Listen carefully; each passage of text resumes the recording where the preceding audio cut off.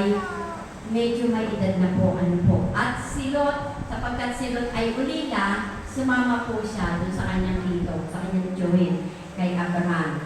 At sa kanilang pong paglalakbay, ay pinangakuan ng Panginoon si Abraham, sabi dito, at gagawin kitang isang malaking bansa. Pero ang sabi ng Panginoon, sabi ni Abraham, paano kung magiging isang malaking bansa ay ako'y walang anak? Ako'y baog ang aking asawa. At nung panahon iyon, ay si Sarah ay nasa edad 90 at si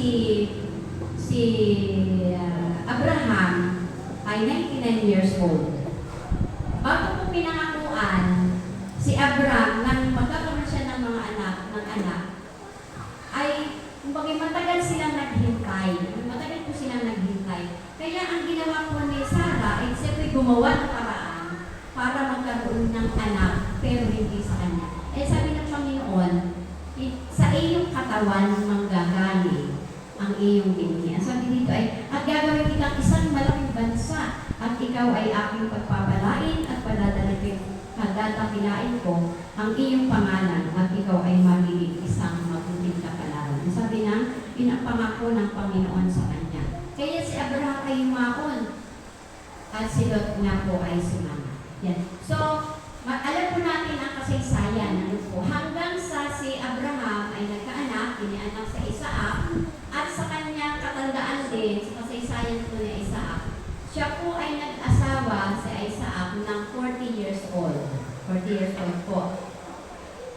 At sa loob ng 20 years, hindi po sila pinagkalooban ng anak. 20 years po naghintay din si Isaac para din po yung kanyang anak para pagkalooban ng anak. 20 years. So para sa iba, sa ating mga nanay na parang nawawalan ka na ng pag-asa pag ikaw ay 20 years na walang anak.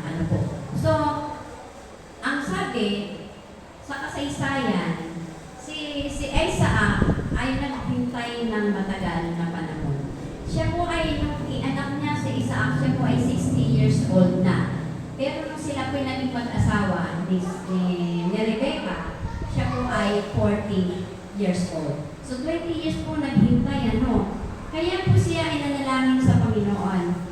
So kaya nung malaman ng mga kanyang sampahayan na si Rebecca ay nagliligi, talagang si Rebecca po ay umiyak sa Panginoon para po siya ay bigyan ng anak. At narito po, ibinigay po sa kanya ay 2 anak, kambal.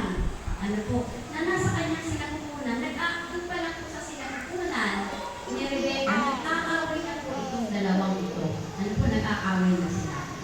Kaya sabi ni Rebecca, Panginoon, kung sa sinapupunan ko pa lamang, nag-aaway na ito ng mga anak ko. Mabuti pa sana ako'y mamatay na.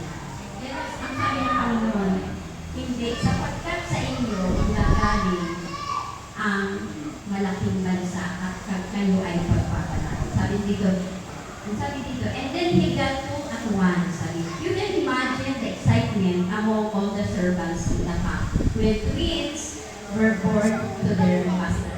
Malaki daw ang naging katuwaan ng mga servant na ang kanilang master ay may twins na ipapanganak sa kanilang sambahayan. Kaya nung ipanganak itong 2 ito, si Esau ang panganay. Si Jacob ay nakahawak, nung isa'y ilabas, nakahawak sa sako ni Esau. Kaya sabi dito, especially like the story of how Jacob who was born. Tapos ang sabi ng Panginoon ay yung bunso ay maglilingkod sa panganay. At yan po at habang lumalaki po itong 2 batang ito, ang sabi ay naging malayo sila sa isa't isa. Parang sila ay lumaki hindi magkakilala.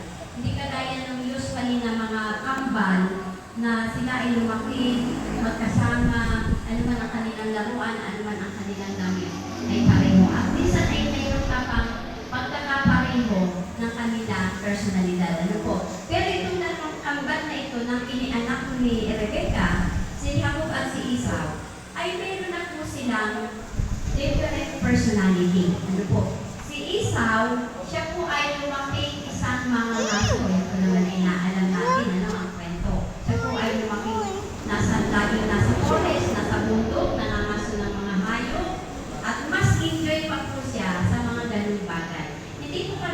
Jacob po ay lumaki sa kanyang piling ng kanyang ina.